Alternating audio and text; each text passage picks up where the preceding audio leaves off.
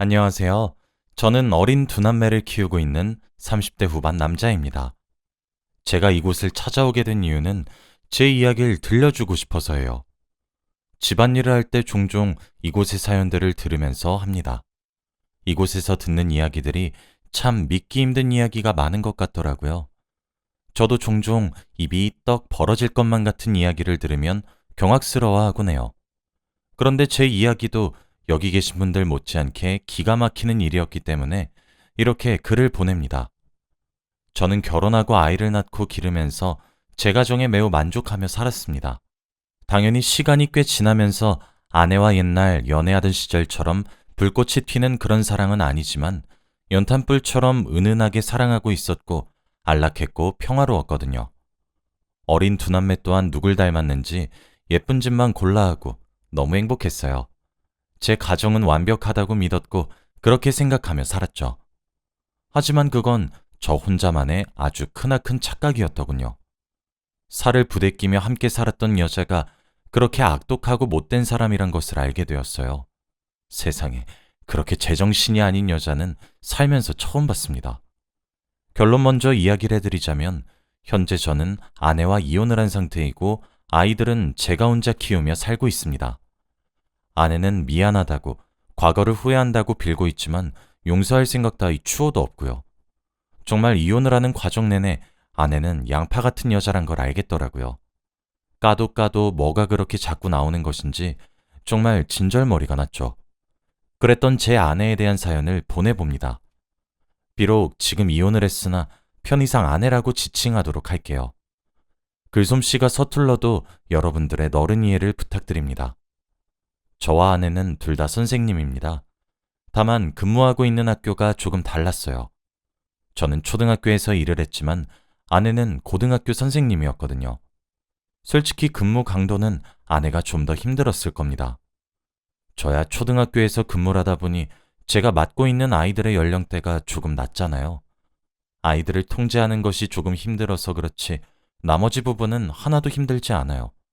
아이들이 어리다 보니까 오히려 천사같이 귀엽기도 하고요. 그런데 아내는 다 큰 아이들을 가르치고 있다 보니까 많이 힘들어했어요. 일단 아이들이 배우는 수준이 많이 다르죠. 그 아이들은 3년을 바짝 공부해서 수능을 치러야 하니까요. 게다가 아내가 맡은 과목은 수학이었고 남자 고등학교에 근무를 하고 있었어요. 고등학교 3학년 담임을 맡는 애면 정말 너무 힘들어했어요. 새벽같이 일어나 출근 준비를 했고 밤늦게 돌아왔죠. 어쩔 때는 새벽에 들어오기도 했고요. 매일 야간 자율학습 감독일도 해야지, 틈틈이 진로 상담도 해주어야지. 해야 할 일은 많은데 아내의 몸은 하나이다 보니까 곁에서 보기 너무 안쓰럽더라고요. 그래서 자연스레 집안일과 육아는 올고지 제 몫이 되었습니다. 제가 상대적으로 시간적 여유가 있다 보니까 그렇게 될 수밖에 없더라고요. 그리고 또 당연하다고 생각해서 저 또한 불만 하나 없었습니다. 아내가 고생하는 것을 보면 가뜩이나 체력도 좋지 않은 사람이 계속 무리를 하는 것만 같으니 제 가슴이 찢어지는 것만 같았거든요. 그러던 어느 날이었어요. 미국으로 유학을 간 제 친구가 한국으로 들어오게 되었으니 자리 한번 만들자고 하더라고요. 초등학교 시절부터 엄청 친했었던 친구였죠. 이름은 상철이에요. 상철이는 성인이 되면서 미국으로 유학을 갔고 그 이후로 계속 그곳에 정착해 공부했고 미국에서 취직을 했어요. 비록 저는 한국에서 상철이는 미국에서 지내야 했고 시차가 많이 달랐지만 꾸준히 메일을 통해 연락을 했고 종종 영상통화로 안부를 물으며 지냈던 친구죠. 거리가 거리다 보니까 제가 아내와 결혼할 때 상철이가 참석하진 못했었으나 축의금도 두둑하게 보내주고 좋은 선물도 하나 해주었을 정도로 친합니다. 저는 상철이가 한국에 들어온다는 사실이 너무 반가웠어요. 상철이는 상기된 제 목소리를 듣고 크게 웃으면서 이제 한국에서 아예 정착할 거라고 하더군요. 상철이는 경력을 살려서 한국에서 선생님 일을 하는 것을 이어나갈 것이라고 했어요. 그때까지만 해도 그렇구나 생각하고 말았었죠. 몇 달의 시간이 흐르고 상철이를 만날 수 있게 되었어요. 상철이에게 제 아내를 소개시켜주고 싶었거든요. 제 아내도 아이들을 가르치는 선생님이고 같은 고등학생을 가르치니까 저는 두 사람이 친해졌으면 하기도 했어요. 상철이는 결혼식에 오지도 않았고 저도 아내 사진을 보여주지 않았어요. 아내에게 상철이를 보여주지도 않았고요. 한국에 들어와서 정식으로 소개시켜주고 싶다고만 생각해서 두 사람은 얼굴도 몰라요. 상철이에게 아내를 소개시켜주기로 한 날 약속 장소에서 저희 세 사람이 만났습니다. 제가 정말 얼마 만에 상철이를 보는 건지도 모르겠더라고요. 저는 너무 반가웠는데 아내와 상철이의 표정이 조금 애매해진 것 같았어요. 제가 사랑하는 여자와 저와 가장 친한 친구가 인사를 나누긴커녕 어색하게 구니까 당연히 분위기는 점차 나빠졌죠. 화기애애할 거란 제 예상과 달리 말이에요. 결국 상철이는 속이 너무 좋지 않단 말만 내뱉고 그 자리를 도망가듯 빠져나갔어요. 저는 무슨 일이냐고 상철이를 뒤따라갔지만 상철이는 나중에 연락한다는 말만 하고 떠났어요. 아내에게 돌아와 다시 물어도 아내도 잘 모르겠다고만 하니까 참 갑갑하더라고요.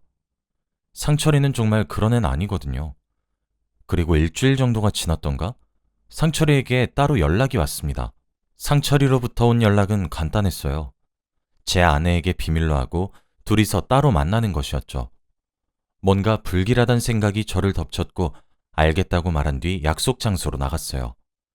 그리고 그렇게 저는 믿기 힘든 잔인한 현실을 알게 되었죠. 상철이는 사립고등학교에서 영어 선생님으로 근무하고 있었는데 그곳이 바로 제 아내가 다니는 고등학교더군요. 정말 꿈에도 몰랐습니다. 세상이 좁아도 이렇게 좁을 수가 있는 것인지. 상철이도 그저 고등학교에서 일을 한다고만 했지 그곳이 어딘지는 말해주지 않았고 한국에 귀국하고 나서는 시차 적응이다, 새로운 환경 적응이다 하면서 만나지 못했었거든요. 그리고 저도 그런 것들은 만나서 물어봐야지 하고 말았고요. 게다가 거기서 제 충격은 끝나지 않았습니다. 상철이가 말하기를 아내는 근무 중인 고등학교에 숨겨진 실세라고 하더군요. 그게 무슨 말이냐고 되물으니 세상에, 아내가 사립고등학교 이사장의 오피스 와이프라고 합니다. 솔직히 사립고등학교가 비리가 많다 뭐다 해서 뉴스에 뜨고 그랬을 때도 저는 코웃음을 쳤어요. 설마 저러겠나, 과장된 거겠지 하고 넘겼었거든요. 그런데 아니더라고요. 사립고등학교라 그런지 이사장과 부적절한 관계를 맺고 있다는 사실은 쉬쉬한다고 하더군요. 아니, 오히려 덮고 지나가는 걸로도 모자라 아내 눈치를 본다고 하더라고요. 아내 말엔 꼼짝 못하고 그게 얼마나 불합리한 일인진 몰라도 다 들어주고 있다더군요. 제 아내는 이사장의 사모처럼 행동하면서 다른 동료 직원들에게 무례한 언행을 일삼을 뿐만 아니라 교육자로서의 자질이 의심될 정도의 행동을 하고 있더군요. 심지어 저는 이제껏 제 아내가 고등학교 3학년 담임을 도맡으면서 정말 힘들게 일하는 줄 알았어요. 해가 뜨기 전에 집을 나가 달을 보고 들어오기를 반복해서요. 저 또한 맞벌이였지만 그런 아내가 너무 안쓰러워 독박 육아와 독박 가사를 자처한 거였는데 그 또한 전부 다 새빨간 거짓말이었습니다. 수업을 준비한다는 것도, 자신의 시간을 조금 할애해서 아이들을 더 챙긴다는 것도 그 마음이 제겐 엄청 따뜻하게 다가왔는데 전부 다 거짓말이었을 뿐 아니라 그 시간에 아내는 수업 준비나 아이들을 챙긴 것이 아니라 불륜을 저지르고 있었더군요. 학교에서도 애정행각을 너무 많이 하기도 하고 이사장 방을 들락날락거려 아이들 사이에서도 소문이 한번 퍼진 적이 있다고 하고요. 처음엔 아무리 친한 상철이라도 아내에 대해 이런 오해를 할 수 있나 싶어서 무척이나 화가 나서 헛소리하지 말라고 화를 크게 냈어요. 하지만 상철이는 오히려 그런 제게 차분하게 말을 하더라고요. 네가 지금 무슨 심정일진 알아. 그래서 나도 고민했었어. 부부 사이의 일에 내가 끼면 안 된다고 생각했기 때문에 말이야. 그런데 친구야, 아닌 건 아닌 거잖아. 그러면서 제게 증거를 하나 보여주더군요. 상철이가 내민 것은 아내와 상철이가 나눈 대화였습니다. 대화 날짜는 상철이가 속이 좋지 않다고 집으로 황급히 돌아간 날이었습니다. 아내가 상철이에게 먼저 메시지를 보냈더군요. 상철 씨, 내 남편이랑 친한 사이란 거 몰랐어요. 저희가 근무하는 학교에서 보고 들은 모든 것들을 내 남편에게 비밀로 해줘요. 아무런 대가 없이 부탁드리는 거 아니에요. 5천만 원 정도 어떠신가요? 대신 돈 받으시면 평생 비밀에 붙여주세요. 입막음 비용을 치를 테니 비밀로 해달라는 아내의 말에 상철이가 답장을 했더군요. 돈으로 제 입을 막겠다고요? 그럼 제가 말을 하지 않겠다고 하면 관계는 정리할 겁니까? 상철이의 그 물음에 아내의 대답은 기가 막히더군요. 그건 상철 씨가 신경 쓸 일이 아닐 텐데요? 제 가정의 문제는 제가 알아서 해요. 상철 씨가 제 남편이랑 친구란 사실은 알겠는데 선은 좀 지켜주시죠. 그리고 말하지 말아달라고 대신 보상하겠다고 한 건 지금은 부탁이지만 나중에도 부탁이 될진 모르겠는데 어디 한번 알아서 잘 생각하고 행동하세요. 한국 교육계 바닥? 생각보다 많이 좁거든요. 아내는 되려 상철이를 협박하고 있었어요. 상철이는 더 일찍 말해주지 못해 미안하다고 본인도 생각해야 할 만한 일이었다고 하며 제게 진심으로 사과를 해주었습니다. 제가 본 상철이와 아내의 대화 내용은 상철이가 제게 했던 모든 말들이 진실이라고 말해주는 증거였고 더 이상 상철이의 말을 부정할 수가 없었어요. 상철이와 헤어지고 저는 집으로 돌아와 아내가 퇴근하길 기다렸습니다. 아내 얼굴을 보고 내가 화를 내야 할까, 돌아와 달라고 빌어야 할까, 그것도 아니면 울며 불며 바짓가랑이라도 잡겠다는 심정으로 매달려야 할까, 고민을 계속하던 도중 아내는 퇴근을 해서 집으로 돌아왔습니다. 고민했던 시간이 무색하게도 아내의 얼굴을 보니 차마 입이 떨어지지 않더군요. 제게 폭 안기면서 오늘 너무 피곤했다고 조잘거리는 아내에게 낯선 남자의 향수 냄새가 났어요. 마지막 희망이 무너져 내렸고 저는 아내의 불륜을 인정할 수밖에 없었어요. 저는 그 이후 생각을 했고 고민에 빠졌습니다. 내가 아내를 용서할 수 있을지, 그리고 우리 관계가 회복이 될 수 있을지에 대해서요. 하지만 오랜 고민으로 내린 결론은 그럴 수 없다였어요. 저는 이혼을 준비해야겠다고 결정했죠.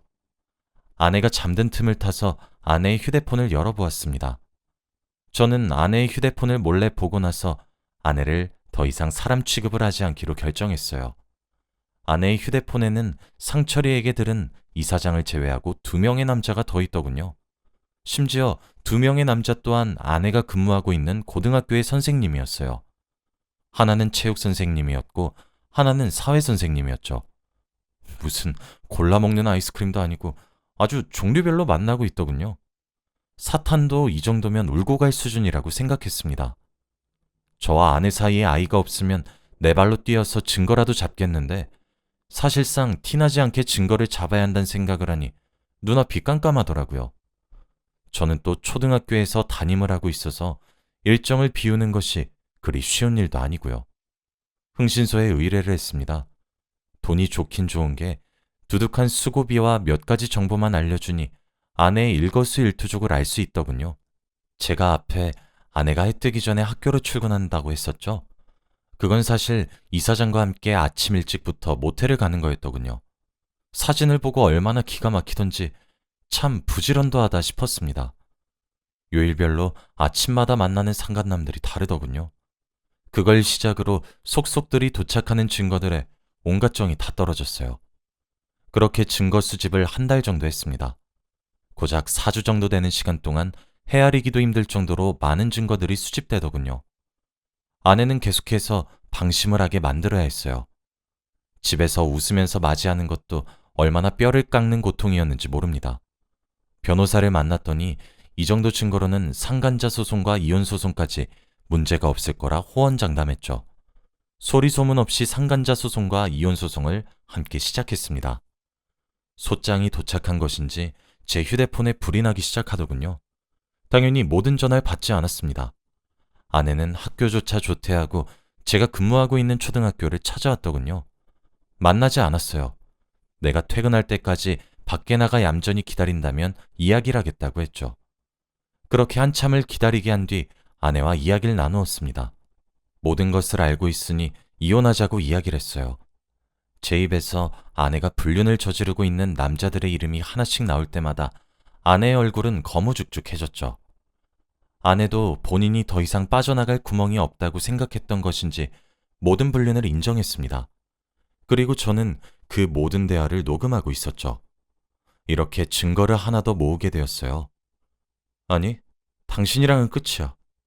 우리 이혼하자. 라는 말을 남기고 저는 돌아갔습니다. 아이도 진작 저희 집에 다 보내놨고요. 제가 충격적이었던 것은 저와 아내가 결혼을 하기 전부터 불륜을 저질러 왔더라군요. 제가 충격적이었던 것은 저와 아내가 결혼을 하기 전부터 불륜을 저질러 왔더군요. 꽤 오랜 기간 그러고 살았다는 것과 저와 결혼을 한 이후에도 관계를 정리하지 않았단 점이었어요. 합리적으로 제가 키운 아이들이 제 아이가 맞는지도 궁금하더군요. 그래서 친자검사 또한 진행했는데 다행스럽게 아이들은 제 아이들이 맞았습니다. 저는 이혼을 강행했고 상간남 3명과의 소송에서도 제가 승소할 수 있었습니다. 3명의 상간남 모두 제게 따로 연락을 해와서 거액의 돈을 주면서 합의를 하자고 하더라고요. 제가 돈이 궁한 것도 아니라 거절했습니다. 판결문을 받았고 저는 그들에게 경고했어요. 내 인생에 이혼이란 글자를 만든 당신들을 내가 그대로 봐줄 것 같냐고 끝까지 쫓아다니겠다고 말이에요. 저는 거기서 끝나지 않고 교육청에 교육자로서의 자질이 의심간다고 익명의 항의를 했습니다. 이사장인 그 사람의 인생을 조질 순 없었어요. 아직 세상은 돈이 많은 사람이 짱인 것 같았죠. 그래도 제 아내였던 그 여자와 상간남 2명은 학교에서 퇴출을 당하게 되었고 불륜을 저질렀다는 인식에 박혀서 다시 학교에 취업하는 것은 불가능할 거예요. 제가 그렇게 만들 거기도 할 거고요. 제 아이들의 양육권 또한 제가 가지고 오게 되었어요. 천류는 끊기가 힘든 것인지 면접 교섭권을 박탈하지 못했죠. 아내는 이사장의 재력을 믿었던 것인지 뭔지 제게 당당하게 나올 때는 어디 가고 저한테 매일같이 연락해 오고 있습니다. 처가댁 사람들한테까지도 말이에요. 저와 이혼하고 이사장한테 갈 거라고 크게 소리를 지를 땐 언제고 버림을 받았나 보더군요. 얼마나 속이 시원하던지. 솔직한 심정으로 아내가 좀 더 불행했으면 좋겠습니다. 저와 함께 살았을 때가 너무 그립고 아이들이 너무너무 보고 싶다고 말이에요. 저는 그 연락을 받고 정말 이 사람은 끝까지 나쁘다고 생각하게 되었습니다. 제 아이들은 엄마가 온데간데 사라지고 한 달에 한 번을 만나는데도 불구하고 엄마를 찾진 않아요. 하긴 아내가 아이들을 제대로 돌봐주었어야 아이들도 엄마 품을 그리워하죠. 아이들을 돌보기는커녕 새벽부터 밤 늦게까지 공사다망하게 다른 남자 만나고 다녔으니 아이들이 엄마 품을 그리워할 리가 없죠. 저는 저와 제 아이들에게 상처를 준 그들을 끝까지 용서하지 않을 거예요. 남의 인생에 이런 상처를 두고 행복하게 산다는 것은 말이 안 된다고 생각하거든요. 저는 끝까지 쫓아가 반드시 복수할 겁니다. 요즘엔 처가댁과 아내는 2번 다시 그러지 않을 테니까 한 번만 용서해주면 안 되냐고 연락해와요. 지금이야 저도 이렇게 담담하게 말을 할 수 있게 되었지만 처음엔 정신이 나갈 것만 같았어요. 모든 사람들이 행복해 보이는데 저만 불행하다는 생각에 너무 우울했어요. 저도 아마 제 아이들을 지켜야 한다는 생각을 하지 않았다면 무너졌겠죠. 저는 아내와 상간남들에게 받은 위자료는 아이들을 위해 사용한다고 묶어두었어요. 그리고 지금도 최선을 다해 살아가고 있습니다. 저는 아이들을 의젓하게 잘 키울 거예요. 아마 아이들도 조금 더 크면 아빠의 마음을 이해해 줄 수 있을 거라 믿습니다. 여러분들도 이런 저를 많이 응원해 주세요. 그리고 만일 저와 같은 일을 겪으시는 분이 있다면 저는 이혼하길 권해드리고 싶습니다. 그런 사람을 고작 부모란 이유로 데리고 살기엔 제 자식들에게 무슨 악영향을 끼칠지도 생각해 보셨음 하거든요. 그럼 여기까지가 제 이야기였습니다. 긴 이야기 들어주셔서 너무 감사드리고 이만 제 이야기를 마치도록 하겠습니다. 여러분들에게도 항상 행운이 깃들길 기도하고 모두 하는 일 잘 풀리셨으면 좋겠습니다. 항상 행복하세요.